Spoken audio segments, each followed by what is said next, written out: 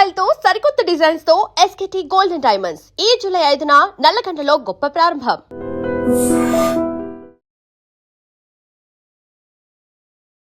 సురేష్ బాబు గారు, మకర రాశి వారికి ఎలా ఉంటుందండి జూలై మాసం?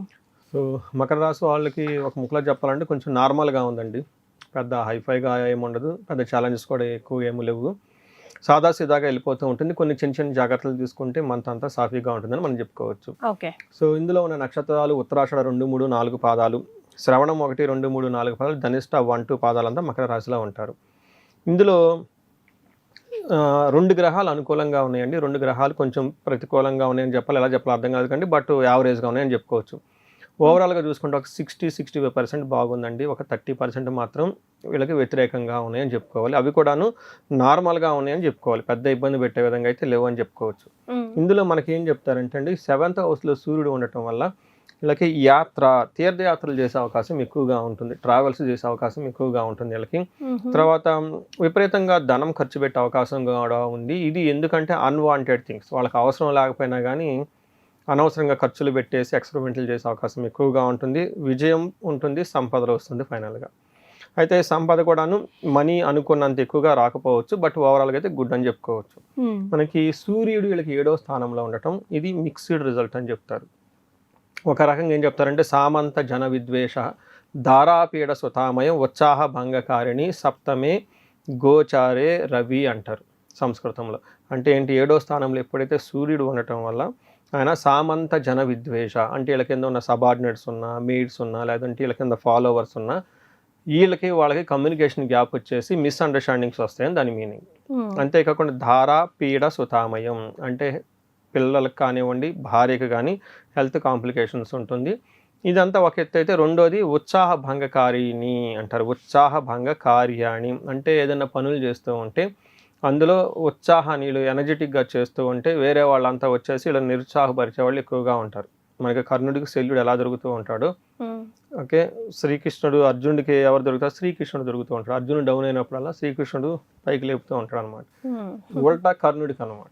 కర్ణుడికి ఎప్పుడైతే ఉత్సాహంగా అది ఇది చేద్దాం అనుకుంటే శల్యుడు రథసాధి వచ్చి అది ఎందుకు, ఇది ఎందుకు, అది వేస్ట్, నీకు ఇది అవసరమా, తిరిగి క్వశ్చన్ చేస్తూ ఉంటారు అనమాట.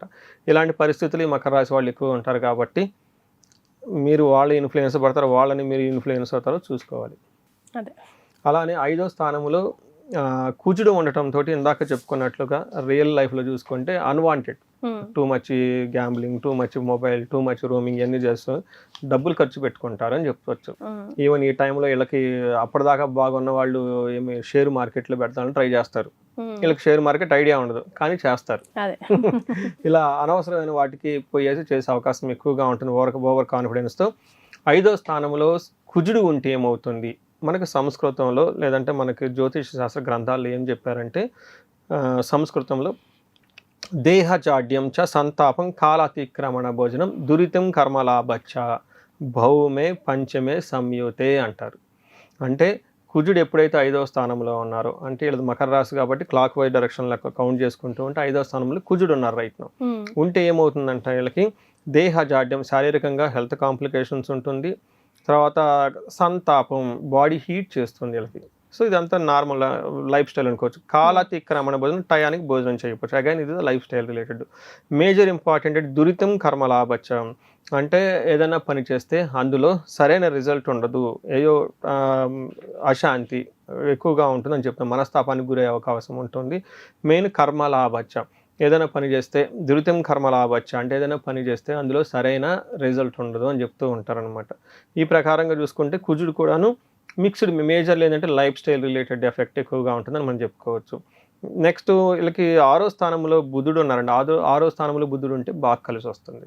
అంటే ఏం చేస్తారు, లావాదేవీలు చక్కగా చేస్తూ ఉంటారు, ధనం ప్రకారం ఎలా సంపాదించి ఆలోచిస్తూ ఉంటారు, సుఖశాంతులు ఉంటుంటారు, కీర్తిప్రదంగా ఉంటారని చెప్పుకోవచ్చు. జయము, సౌఖ్యము, విద్యలో మెయిన్ ఎడ్యుకేషన్లో చాలా చక్కగా రాణిస్తారని మనం చెప్పుకోవచ్చు అనమాట. ఇదంతా చూసుకుంటే బుధుడు చక్కగా ఉన్నారని చెప్పుకోవచ్చు. పర్టికులర్గా ఎవరైతే ఆన్లైన్లో సోషల్ మీడియాలో ఉన్నారో వాళ్ళది కమ్యూనికేషన్ చాలా ఎఫెక్టివ్గా వెళ్తుందని చెప్పుకోవచ్చు.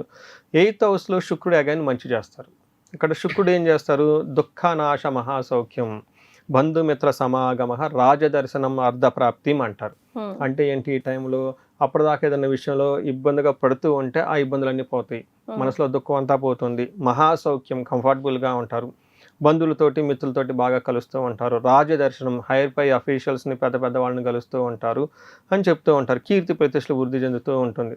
అంటే ఇక్కడ మనకి ఒక 70-75% మీరు చూసారు కదండి, బాగానే ఉంది. బట్ కొన్ని విషయాల్లో మాత్రం ఒక సూర్యుడు ఇబ్బంది పెడుతూ ఉన్నారు కాబట్టి జాగ్రత్తగా ఉండటం అవసరం ఇందాక చెప్పుకున్న విషయాల్లో. సో నక్షత్రాల ప్రకారం కూడా సపోర్ట్ ఇస్తున్నాయా లేదా? నక్షత్రాలకి చూడండి, బాగున్నప్పుడు అన్నీ బాగుంటాయండి, బాగలేనప్పుడు ఏది బాగోదు. అదే కదా. మకర రాశి వాళ్ళకి శని అందరిని ఇబ్బంది పెట్టే శని వీళ్ళకి అనుకూలంగా ఉన్నారు, సగం ప్రాబ్లమ్ సాల్వ్ అయిపోయింది. ఏదైనా ప్రాబ్లం గురువు నుంచి వస్తే నిన్న జూన్ నుంచి గురువు కూడా వీళ్ళకి సపోర్ట్ వచ్చేసారు. ఇంకా ఏముందండి చెప్పండి, ఏదో ఒక విధంగా వచ్చేటప్పుడు రాహు ధనాన్ని ఏదో ఒక విధంగా అటో ఇటో తీసుకొచ్చి ఇచ్చేస్తూ ఉంటాడు ఆయన మార్గత. అందుకని చెప్పి నవంబర్ వరకు వీళ్ళకి ఏమంటారు, అడ్డు అదుపు లేదు, ఎట్లయినా పోవచ్చు. ఎవరిని ఆటంకాలు పరిచయం వాళ్ళు లేరు కాబట్టి. అందుకని ఉత్తరాషాఢ నక్షత్రం వాళ్ళకి ధన ప్రాప్తి బాగుంటుంది, జయప్రదంగా ఉంటారు, రాజ్య లాభము, ప్రమోషన్స్ వచ్చే అవకాశం ఉందండి.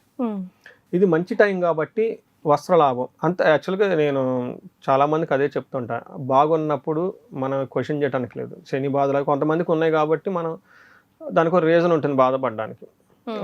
ఏ బాధలు లేని వాళ్ళకి ఎందుకు బాధపడాలి, గ్రహాలు వదిలి. అందుకని ఇండివిజువల్గా బాగలేని వాళ్ళు జాతకం చూపించుకోవటం చాలా అవసరం. అందులో ఒక రాశి మకర రాశి. నేను ఎప్పుడు ఒకటి 10 సార్లు చెప్తుంటాను, ఇది మకర రాశి ఏమైనా ఇబ్బంది పడుతున్నారంటే ఒకసారి కాల్ చేయండి నాకు.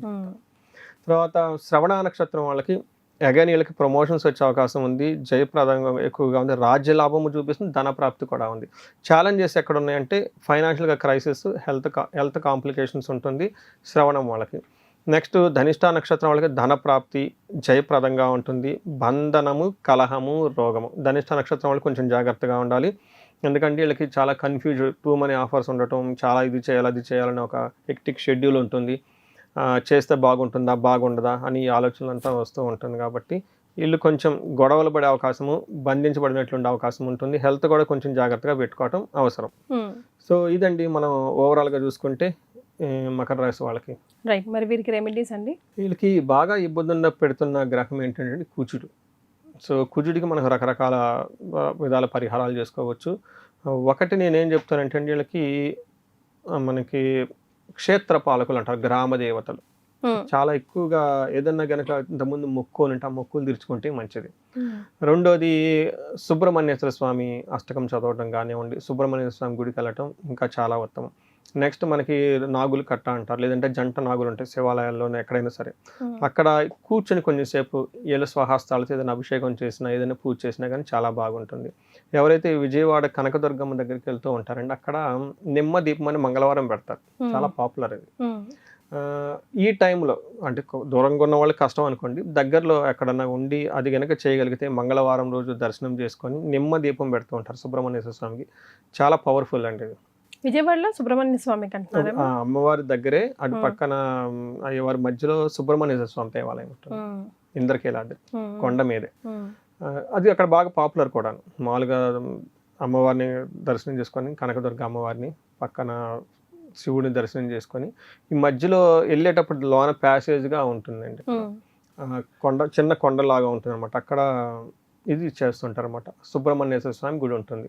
అక్కడ నిమ్మదీపం పెడతారు, నిమ్మకాయలు తీసుకొని కోసేసి రివర్స్లో అది వెనక్కి తీసేసి అందులో నూనె పోసి. ఐ థింక్ రావు కాలంలో ఇంకా జనాలు ఎక్కువ ఉంటారు, మీరు ఎప్పుడైనా మామూలుగా వెళ్ళినా కానీ గమనించవచ్చు.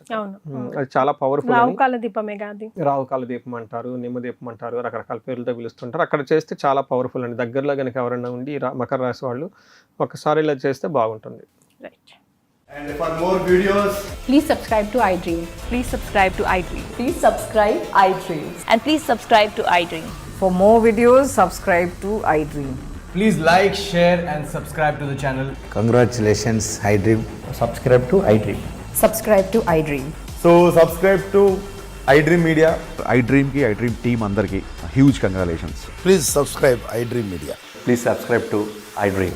Subscribe iDream. Please subscribe to iDream. iDream అంటే నా కళల ఛానల్ను సబ్స్క్రైబ్ చేసుకున్న నోరు తిరుగుతలేదు, మీరైతే గంట గుర్తు కొట్టండి. For more such videos, please subscribe to iDream.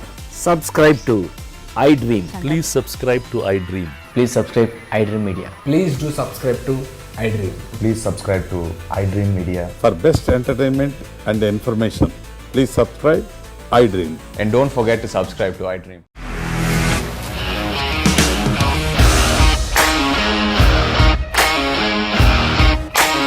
ఇండస్ట్రీలో కమిట్మెంట్ ఇష్యూస్ వస్తే నీకు కూడా వచ్చినట్టు మార్నింగ్ తీసుకెళ్ళాలంటే కొద్ది పడేసాడు.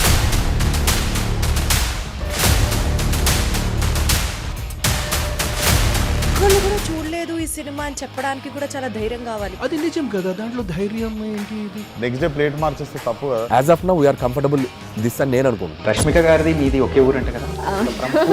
నీకు కోపం వచ్చిందంటే బాగా తిట్టేత్తరా? తిట్టేద్దామండి. నిజంగా గేమ్ ని ఎలా చేంజ్ చేయగలిగారు? ఏపీఎస్ఎఫ్సి వాళ్ళకి 6 నెలల్లో నేను 6 లక్షలు కట్టా. బిజినెస్ చేయాలనుకుంటే it is as difficult as riding a tiger.